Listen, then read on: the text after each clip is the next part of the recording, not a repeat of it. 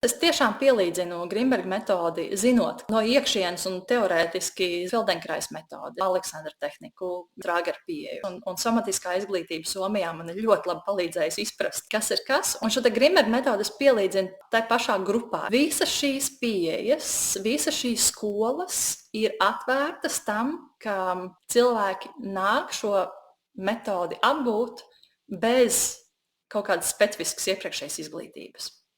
Kāpēc? Tāpēc, ka dažkārt pat mūsu iepriekšējā specifiskā izglītība var mums traucēt uztvert šo te mūsu klientu fenomenoloģiski atvērti klātbūtnē. Šie te 3 gadi, visbiežāk tie 3 gadi visām šīm skolām, ko mācīties, teorija ar praksi tiek balansēta, un šajos 3 gados tiešām tiek iedota visa tā informācija, kas ir nepieciešama, lai mēs būtu labi praktiķi. Teiksim, šajā Grimberga metodē gan fiziskā līmenī strādāt, gan emocionālā līmenī strādāt, gan arī mentālā līmenī strādāt. Un savukārt atgriežoties pie mācībām, tad šajā 3. gadā es patiešām, zinot visu savu bagāžu, bakalaurs maģistrs, kas kopā ir 6,5 gadi, tad pa virsu 4,5 gadi psihoterapijas. Tātad kopā 11 gadi. Studēti, un, protams, ir daudz teorijas, daudz zināšanu, daudz pieejas, kā, kurā skolā, kas un tā tālāk. Un Grimberga metodē 3. gadā, 4 moduļos mēs apguvām, un es tiešām jūtu, ka mēs tiešām apguvām. Visa grupa apguva, arī tie, kuri nebija ar psihoterapijas izglītību, apguva strādāt tieši tikpat labi, cik es, ar visu savu 11 gadu pieredzi.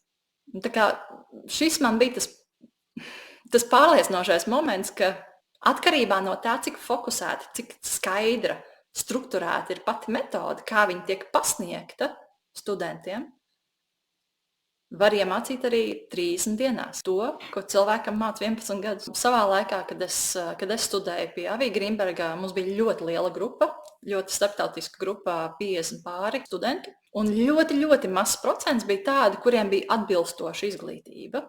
Tas, kas man nāk tāds kopsaucējs, un arī šobrīd no tiem cilvēkiem, kurus es satieku un kuri ir ieinteresēti šajās studijās, ir vēlme pēc jēdzīgāka darba, ka es izdaru savu darbu un jūtu, bija jēga.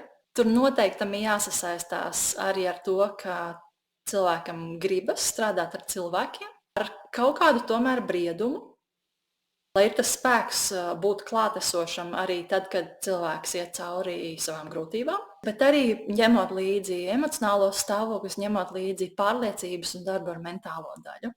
Tas, ko es vēl pieredzēju arī pati savā mācību procesā, man bija daži kursabiedri, kolēģi ar pilnīgi kaut kādu citu izglītību. Man tiešām vismīļākais piemērs ir Bens, kurš ir IT speciālists bijis ar ļoti strukturētu, ļoti tādu domāšanu, kādu man nav. Tas ir viņa tas potenciāls. Un tāpat laikā šai strukturētai domāšanai klāt ir ļoti liels tas ķermenisks sajūtīgums. Un šo visu apvienojot, caur šo 3 gadu mācībām, caur šo metodi, viņš kļuva par fantastisku praktiķi. Ļoti labs praktiķis var sanākt. Neatkarīgi no iepriekšējās izglītības. Tieši izglītības.